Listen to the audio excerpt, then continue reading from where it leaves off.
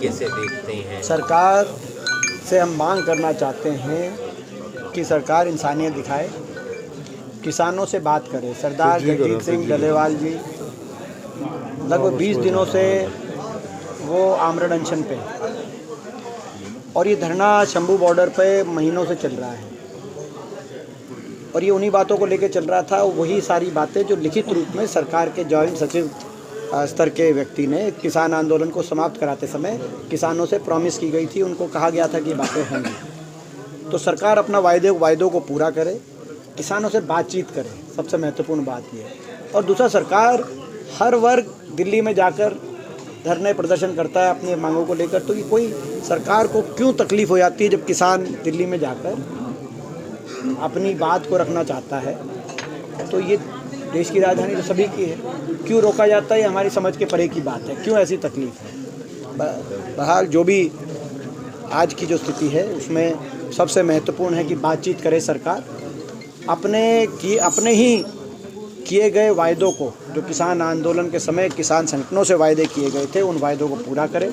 विशेष तौर से एमएसपी की लीगल गारंटी पे सरकार क्या कदम उठाती है और तुरंत ये जो गतिरोध है इसका समाधान निकालें। सर, हार की जिम्मेदारी अभी तक किसी ने नहीं ली है। विधायक कहते हैं, कुछ पूर्व विधायक वो कहते हैं जो जीत का सेहरा बांधना चाहते थे तो कम से कम हार की जिम्मेदारी तो लें। देखिए, जहाँ तक प्रदेश के नतीजों की बात,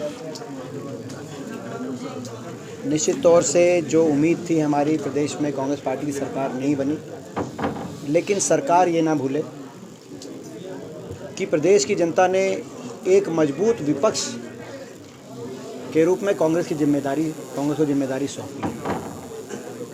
एक बराबर का विपक्ष, एक टक्कर का विपक्ष।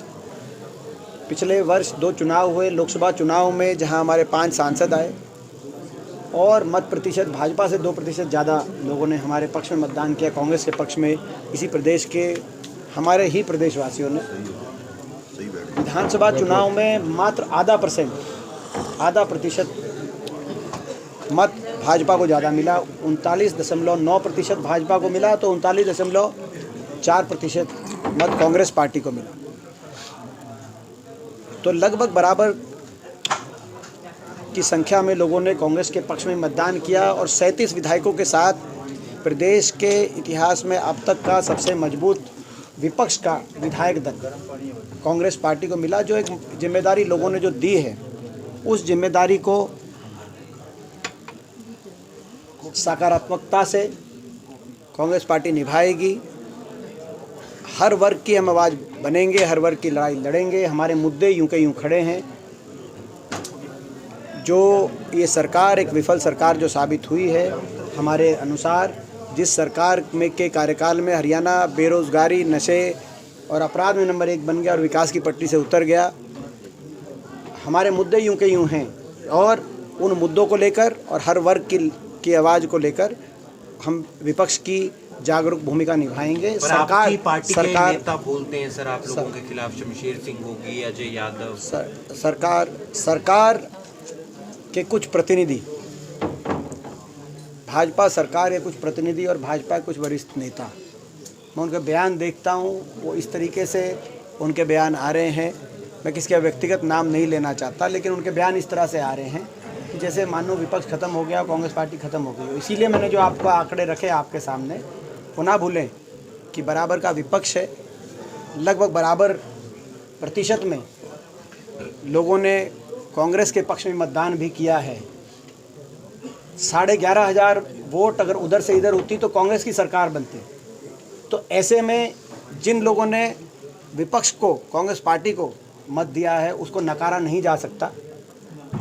हम उनकी आवाज़ बनेंगे और सरकार भी इस बात को समझे। और भाजपा के जो वरिष्ठ नेता हैं जो इस तरह की बात बोलते हैं प्रजातंत्र में, इस तरह के अहंकार का कोई स्थान नहीं है। ये सही है कि सरकार उनकी बनी है, लेकिन कोई ऐसा प्रचंड बहुमत से नहीं बनी जितना वो प्रचंड अहंकार भाजपा में दिखाई दे रहा है। और प्रतिपक्ष का नेता, ये कांग्रेस पार्टी की जो अंदरूनी जो बातें हैं उसके आप इस बात के गवाह हैं, पिछले 20 वर्ष से गवाह हैं कि मेरा एक ही जवाब होता है, कांग्रेस पार्टी की जो भी बातें होती है वो सही समय पे पार्टी के अधिकारित लोग उसकी जानकारी आप तक देंगे। अडानी के मुद्दे पर प्रदर्शन है आने वाले दिनों में? देखिए, ये भी एक मुद्दा है जिसको लेकर सरकार से कई प्रश्न हमने किए हैं, लेकिन हमें जवाब नहीं मिले। तो ये जब तक प्रश्नों के जवाब नहीं मिलेंगे, कांग्रेस पार्टी इस मुद्दे उठाएगी। सोनिया अग्रवाल गिरफ्तार हुई हैं, हरियाणा महिला आयोग की उपाध्यक्ष हैं, रिश्वत के मामले में। पूरी जानकारी के बाद ही मैं कुछ ठीक है।